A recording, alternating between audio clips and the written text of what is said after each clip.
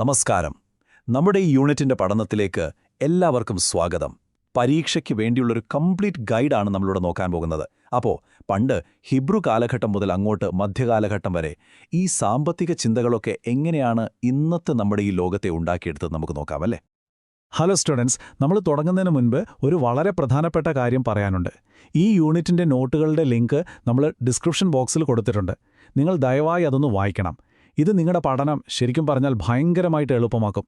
പരീക്ഷയ്ക്ക് പോയിന്റുകൾ ഓർത്തെടുക്കാൻ ഇതിലും നല്ലൊരു വഴിയുണ്ടാവില്ല. അപ്പോൾ മറക്കരുത്, ആദ്യം ആ നോട്ടുകൾ വായിക്കുക. ഓക്കേ, അപ്പോൾ ഈ യൂണിറ്റിൽ നമ്മൾ എന്തൊക്കെയാണ് നോക്കാൻ പോകുന്നതെന്ന് നോക്കാം. ആദ്യം നമ്മൾ ചിന്തയും ചരിത്രവും തമ്മിലുള്ള വ്യത്യാസം മനസ്സിലാക്കും. പിന്നെ നമ്മൾ നേരെ ഹീബ്രു കാലഘട്ടത്തിലേക്ക് പോകും. അവിടുന്ന് ഗ്രീക്ക് ചിന്തകരായ പ്ലേറ്റോയെയും അരിസ്റ്റോട്ടലിനെ പറ്റി പഠിക്കും. പിന്നെ നേരെ മധ്യകാലഘട്ടത്തിലേക്ക്, അവസാനം പരീക്ഷയ്ക്ക് വേണ്ടിയുള്ള ഒരു ക്വിക്ക് സമ്മറിയും. ശരി, അപ്പം നമുക്ക് തുടങ്ങിയാലോ? ഏതൊരു വലിയ കെട്ടിടത്തിനും ഒരു സ്ട്രോങ് ഫൗണ്ടേഷൻ വേണമല്ലോ, അല്ലേ? അതുപോലെ തന്നെയാണിതും. അപ്പോൾ കോംപ്ലിക്കേറ്റഡ് ഐഡിയാസിലേക്ക് പോകുന്നതിന് മുൻപ് നമുക്ക് ബേസിക്സ് ഒന്ന് ക്ലിയർ ആക്കാം.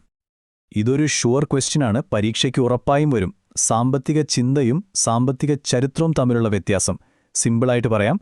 ചിന്ത എന്ന് പറയുന്നത് ഒരു ഫിലോസഫറുടെ ഡയറി പോലെയാണ്. പലിശ വാങ്ങുന്നത് ശരിയാണോ തെറ്റാണോ എന്നൊക്കെ അയാൾ ആലോചിക്കുന്നു. അതയാളുടെ അഭിപ്രായമാണ്, അല്ലേ? പക്ഷെ ചരിത്രമെന്ന് പറയുന്നത് ഒരു റിപ്പോർട്ട് പോലെയാണ്. പണ്ടത്തെ ബാങ്കുകൾ എങ്ങനെയായിരുന്നു? കൃത്യമായ ഫാക്ട്സ് മാത്രം. അപ്പോൾ ഒന്ന് സബ്ജക്റ്റീവ്, മറ്റേത് ഒബ്ജക്റ്റീവ്. ഈ ഒരു പോയിന്റ് ഓർത്തു വെച്ചാൽ മതി. ശരി, ഇനി നമുക്കൊരു ടൈം ട്രാവൽ നടത്തിയാലോ? നേരെ പുരാതന ലോകത്തേക്ക്. ഇവിടെയാണ് സാമ്പത്തിക ശാസ്ത്രത്തിന് ഒരു മോറൽ കോമ്പസ്, ഒരു ധാർമ്മിക അടിത്തറ കിട്ടുന്നത് ഹീബ്രുക്കളുടെ കയ്യിൽ നിന്ന്. അവരുടെ ഐഡിയാസ് എന്ന് പറയുന്നത് വെറുതെ പൈസ, കച്ചവടം എന്നതിനെക്കുറിച്ചായിരുന്നില്ല. മറിച്ച് ദൈവവിശ്വാസവും നിയമങ്ങളുമെല്ലാം ചേർന്ന ഒരു കംപ്ലീറ്റ് ലൈഫ് സ്റ്റൈലായിരുന്നു അത്. ഇവിടെ നോക്കൂ, ഈ 10 പോയിന്റുകൾ. ഇതാണ് ഹീബ്രു സാമ്പത്തിക ചിന്തയുടെ ആണിക്കല്ലെന്ന് പറയുന്നത്. പരീക്ഷയ്ക്ക് പഠിക്കുമ്പോൾ ഇതൊരു ചെക്ക് ലിസ്റ്റ് പോലെ ഉപയോഗിക്കാം. ഇതിലെ ഓരോന്നും എന്താണെന്ന് നമുക്ക് പെട്ടെന്ന് നോക്കിപ്പോകാം. ഇതിലേറ്റവും ഇൻട്രസ്റ്റിംഗ് ആയ 2 കാര്യങ്ങളാണ് പലിശയും ലാഭവും. ഒന്നാലോചിച്ച് നോക്കൂ, പാവപ്പെട്ടവന്റെ കയ്യിൽ നിന്ന് പലിശ വാങ്ങാൻ പാടില്ല. കാരണം അവർ കടം വാങ്ങുന്നത് ജീവിക്കാൻ വേണ്ടിയാണ്, ബിസിനസ് ചെയ്യാൻ വേണ്ടിയല്ല. എന്തൊരു ചിന്തയാണത്! പക്ഷെ വിദേശികളുടെ കയ്യിൽ നിന്ന് വാങ്ങാം, അത് വേറെ കാര്യം. അതുപോലെ ന്യായവില, ഒരു പ്രോഫിറ്റ് മാർജിൻ വെച്ചു. എത്രയാ? കൃത്യം 16.2/3%. അതിൽ കൂടുതൽ എടുക്കാൻ പാടില്ല. ക്ഷാമം വരുമ്പോൾ സാധനങ്ങൾ പൂഴ്ത്തിവെച്ച് വില കൂട്ടുന്ന പരിപാടി നടക്കില്ല, അത് നിരോധിച്ചിരുന്നു. അവർക്ക് ഏറ്റവും പ്രിയപ്പെട്ടത് കൃഷിയായിരുന്നു. കച്ചവടം റിസ്ക്കാണെന്നും യഥാർത്ഥ സമ്പത്ത് ഭൂമിയിലാണെന്നും അവർ ഉറച്ചു വിശ്വസിച്ചു. പിന്നെ തൊഴിലാളികളോട് മാന്യമായി പെരുമാറണം, പണമായിട്ട് സ്വർണവും വെള്ളിയും ഉപയോഗിക്കണം എന്നൊക്കെ നിയമങ്ങളുണ്ടായിരുന്നു. പക്ഷേ അവരുടെ ഏറ്റവും വലിയ വിപ്ലവം ഒരുപക്ഷേ സാപത്തായിരിക്കും. മനുഷ്യർക്ക് മാത്രമല്ല, മൃഗങ്ങൾക്കും അടിമകൾക്കും വരെ ആഴ്ചയിലൊരു ദിവസം ഫുൾ റെസ്റ്റ്. ഇന്നത്തെ കാലത്ത് പോലും ചിന്തിക്കാൻ പറ്റോ? ഇത് നോട്ട് ചെയ്തോളൂ, പരീക്ഷയ്ക്ക് വളരെ ഇമ്പോർട്ടൻ്റ് ആണ്. 7ാം വർഷവും ജൂബിലി വർഷവും. സംഭവം സിമ്പിളാണ്, ഒരു സൈക്കിൾ പോലെ. 6 വർഷം കൃഷി ചെയ്യുക, 7ാമത്തെ വർഷം ഭൂമിക്ക് റെസ്റ്റ് കൊടുക്കുക, മണ്ണിന് വീണ്ടും ശക്തി കിട്ടാൻ. ആ വർഷം എല്ലാ കടങ്ങളും എഴുതിത്തുള്ളും, അടിമകളെ ഫ്രീയാക്കും. പക്ഷേ യഥാർത്ഥ മാജിക്ക് നടക്കുന്നത് 50ാമത്തെ വർഷമാണ്, ജൂബിലി വർഷം. അന്ന് പണ്ട് വിറ്റുപോയ എല്ലാ ഭൂമിയും അതിന്റെ പഴയ ഓണർക്ക് തിരികെ കൊടുക്കണം. എന്തിനാണെന്നോ? സമ്പത്ത് കുറച്ചുപേരുടെ കയ്യിൽ മാത്രം കുമിഞ്ഞുകൂടാതിരിക്കാൻ. ഒരു സോഷ്യൽ റീസെറ്റ് ബട്ടൺ പോലെ. ഓക്കെ, അപ്പോൾ ഹീബ്രു ലോകത്ത് നിന്ന് നമുക്ക് ഗ്രീസിലേക്ക് വരാം. സാമ്പത്തിക ശാസ്ത്രത്തെ ഒരു സിസ്റ്റമാറ്റിക് വിഷയമാക്കി മാറ്റാൻ ശ്രമിച്ചത് ഗ്രീക്കുകാരാണ്. അതിലെ നമ്മൾ ആദ്യം നോക്കുന്നത് സാക്ഷാൽ പ്ലേറ്റോയാണ്. അദ്ദേഹത്തിന്റെ ഫേമസ് ബുക്ക് ദ റിപ്പബ്ലിക്, അതിലാണ് ഈ ഐഡിയാസ് എല്ലാം വരുന്നത്. പ്ലേറ്റോ ചോദിച്ചു, എന്തിനാണ് ഒരു രാജ്യമുണ്ടാകുന്നത്? കാരണം നമുക്ക് ഒറ്റയ്ക്ക് ജീവിക്കാൻ പറ്റില്ല. നമ്മുടെ ആവശ്യങ്ങൾ നിറവേറ്റാൻ നമ്മൾ ഒരുമിച്ച് കൂടുന്നു. ഇതാണ് അദ്ദേഹത്തിന്റെ ഏറ്റവും പ്രധാനപ്പെട്ട കോൺട്രിബ്യൂഷൻ, തൊഴിൽ വിഭജനം അഥവാ ഡിവിഷൻ ഓഫ് ലേബർ. അതായത് ഓരോരുത്തരും അവർക്ക് ഏറ്റവും നന്നായി ചെയ്യാൻ പറ്റുന്ന ഒരു ജോലി മാത്രം ചെയ്യുക. അപ്പോൾ പ്രൊഡക്ഷൻ കൂടും. ഇത് ആഡം സ്മിത്തിന്റെ ഐഡിയയിൽ നിന്ന് ചെറിയൊരു വ്യത്യാസമുണ്ട്. സ്മിത്ത് പറഞ്ഞു മാർക്കറ്റ് വലുതാകുമ്പോഴാണ് തൊഴിൽ വിഭജനം ഉണ്ടാകുന്നതെന്ന്. പക്ഷെ പ്ലേറ്റോ പറഞ്ഞത് നേരെ തിരിച്ചാണ്. തൊഴിൽ വിഭജനം ഉണ്ടാകുമ്പോഴാണ് ഒരു മാർക്കറ്റ് ഉണ്ടാകുന്നതെന്ന്. 5040.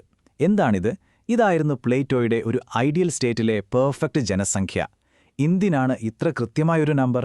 കാരണം ഇത് ഒരുപാട് കൂടുതലുമല്ല, ഒരുപാട് കുറവുമല്ല. ഈ ഒരു നമ്പറിൽ രാജ്യം സ്വയം പര്യാപ്തമാകും, ഭരിക്കാൻ എളുപ്പമായിരിക്കും, പിന്നെ എല്ലാവർക്കും അങ്ങോട്ടും ഇങ്ങോട്ടും അറിയുകയും ചെയ്യാം. ഒരു വലിയ കുടുംബം പോലെ. പ്ലേറ്റോയുടെ കമ്മ്യൂണിസം എന്ന് കേൾക്കുമ്പോൾ തെറ്റിദ്ധരിക്കരുത്. ഇത് രാജ്യത്തെ എല്ലാവർക്കും വേണ്ടിയുള്ളതായിരുന്നില്ല. ഭരണാധികാരികൾക്കും പട്ടാളക്കാർക്കും, അതായത് ഗാർഡിയൻ ക്ലാസിനും മാത്രം. അവർക്ക് പ്രൈവറ്റ് പ്രോപ്പർട്ടിയോ സ്വന്തമായി കുടുംബമോ പാടില്ല. എന്തിന്? കാരണം സ്വന്തമായി എന്തെങ്കിലും ഉണ്ടാകുമ്പോഴാണ് സ്വാർത്ഥതയും അഴിമതിയും വരുന്നത്. അതുകൊണ്ട് നാടിനെ സേവിക്കുന്നവർക്ക് സ്വന്തമായി ഒന്നും വേണ്ട എന്നായിരുന്നു പ്ലേറ്റോയുടെ നിലപാട്. ശരി, ഇനി പ്ലേറ്റോയിൽ നിന്ന് അദ്ദേഹത്തിന്റെ ഏറ്റവും മികച്ച ശിഷ്യനിലേക്ക് വരാം, അരിസ്റ്റോട്ടിൽ. പക്ഷേ ശിഷ്യനാണെങ്കിലും ഗുരുവിന്റെ പല ഐഡിയാസിനോടും അദ്ദേഹത്തിന് കട്ടയ്ക്ക് എതിർപ്പായിരുന്നു. അരിസ്റ്റോട്ടിലിനെയാണ് നമ്മൾ ആദ്യത്തെ അനലിറ്റിക്കൽ ഇക്കണോമിസ്റ്റ് എന്ന് വിളിക്കുന്നത്. അതിന് കാരണമുണ്ട്. ഈയൊരു വാചകം മതി അരിസ്റ്റോട്ടിലിനെ മനസ്സിലാക്കാൻ. എല്ലാവരുടെയും കാര്യം ആരുടെയും കാര്യമല്ല. അതായത് പ്ലേറ്റോ പറഞ്ഞതുപോലെ എല്ലാം പൊതുവാണെങ്കിൽ ആരും ഒന്നിനും ഒരു വില കൽപ്പിക്കില്ല, ആരും അതിനെ ശ്രദ്ധിക്കില്ല. ഒരു സാധനം എന്റേതാണ് എന്ന് തോന്നുമ്പോഴാണ് നമ്മൾ അതിനെ സംരക്ഷിക്കുന്നത്. അതുകൊണ്ട് രാജ്യത്തിന്റെ പുരോഗതിക്ക് പ്രൈവറ്റ് പ്രോപ്പർട്ടി അത്യാവശ്യമാണെന്ന് അരിസ്റ്റോട്ടിൽ വാദിച്ചു. ഇതാണ് അരിസ്റ്റോട്ടിലിന്റെ മാസ്റ്റർപീസ്, അനാലിസിസ്. അദ്ദേഹം സാമ്പത്തിക പ്രവർത്തനങ്ങളെ രണ്ടായി തിരിച്ചു. ഒന്ന്, ഓയിക്കോണോമിക്കോസ്. സിമ്പിളായി പറഞ്ഞാൽ വീട്ടുഭരണം, നമ്മുടെ ആവശ്യങ്ങൾക്ക് വേണ്ടി സാധനങ്ങൾ ഉപയോഗിക്കുന്നത്. രണ്ടാമത്തേത് ക്രെമാറ്റിസ്റ്റിക്കോസ്, അതായത് പണമുണ്ടാക്കാനുള്ള വിദ്യ, കച്ചവടം ചെയ്ത് ലാഭമുണ്ടാക്കുന്നത്. ഇതിൽ ആദ്യത്തേത് നല്ലതും നാച്ചുറലും രണ്ടാമത്തേത് അത്ര നല്ലതല്ലാത്തതും അൺനാച്ചുറലുമാണെന്നായിരുന്നു അദ്ദേഹത്തിന്റെ അഭിപ്രായം. പണം വന്ധ്യമാണ്. Money is barren. പലിശയെ എതിർക്കാൻ അരിസ്റ്റോട്ടിൽ ഉപയോഗിച്ച വാചകമാണിത്.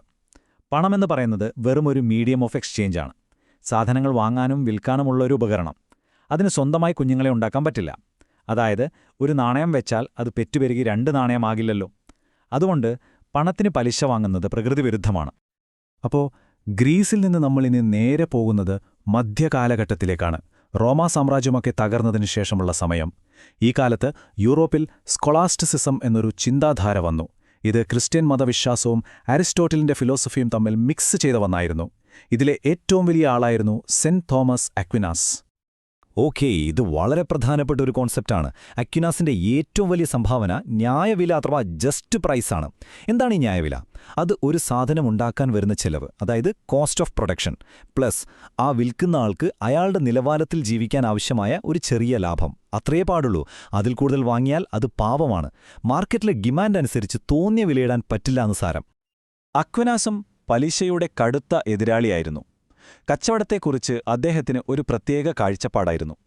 കച്ചവടം ഒരു അനിവാര്യമായ തിന്മയാണ്, എ നെസസറി ഈവിൽ. അതായത് വെറുതെ ലാഭത്തിനുവേണ്ടി മാത്രം കച്ചവടം ചെയ്താൽ അത് തെറ്റാണ്. പക്ഷേ സമൂഹത്തിന് ആവശ്യമുള്ള സാധനങ്ങൾ എത്തിച്ചുകൊടുക്കാൻ വേണ്ടിയാണ് കച്ചവടം ചെയ്യുന്നതെങ്കിൽ അത് കുഴപ്പമില്ല. ഉദ്ദേശശുദ്ധിയാണ് പ്രധാനം. ശരി, അപ്പം നമ്മൾ ഈ യൂണിറ്റിന്റെ അവസാനമെത്തി. ഇനി പരീക്ഷയ്ക്ക് പോകുന്നതിന് മുൻപ് ഓർത്തിരിക്കേണ്ട ഏറ്റവും പ്രധാനപ്പെട്ട പോയിന്റുകൾ എന്തൊക്കെയാണെന്ന് നമുക്ക് പെട്ടെന്നൊന്ന് റിവൈസ് ചെയ്യാം. റെഡിയല്ല? സിമ്പിളായിട്ട് പറഞ്ഞാൽ ഇത്രയേ ഉള്ളൂ. ഹീബ്രുക്കൾ എക്കണോമിക്സിനൊരു മോറൽ ബേസ് കൊടുത്തു, ധാർമ്മികത. പ്ലേറ്റോ ഒരു ഐഡിയൽ ലോകത്തെക്കുറിച്ച് സംസാരിച്ചു, തൊഴിൽ വിഭജനവും ഭരണാധികാരികളുടെ കമ്മ്യൂണിസവും. അരിസ്റ്റോട്ടിൽ കുറച്ചുകൂടി പ്രാക്ടിക്കലായിരുന്നു, പ്രൈവറ്റ് പ്രോപ്പർട്ടിയെ സപ്പോർട്ട് ചെയ്തു. അക്വിനാസ് ആകട്ടെ അരിസ്റ്റോട്ടലിന്റെ ഐഡിയാസിനെ മതവുമായി ബന്ധിപ്പിച്ചു, ന്യായവിന എന്ന ആശയം തന്നു. ഈ 4 പേരെയും അവരുടെ മെയിൻ ഐഡിയയും ഓർത്തുവെച്ചാൽ ഈ യൂണിറ്റ് സെറ്റാണ്. അപ്പോൾ ഈ യൂണിറ്റിലെ പ്രധാനപ്പെട്ട കാര്യങ്ങളെല്ലാം നമ്മൾ കവർ ചെയ്തിട്ടുണ്ട്. നിങ്ങൾക്ക് ഇതിനെക്കുറിച്ച് നല്ലൊരു ഐഡിയ കിട്ടിക്കാണും എന്ന് ഞാൻ വിശ്വസിക്കുന്നു. അപ്പോൾ എങ്ങനെയുണ്ട് നമ്മുടെ ഈ യാത്രയിലെ അടുത്ത യൂണിറ്റിലേക്ക് പോകാൻ നിങ്ങൾ തയ്യാറാണോ?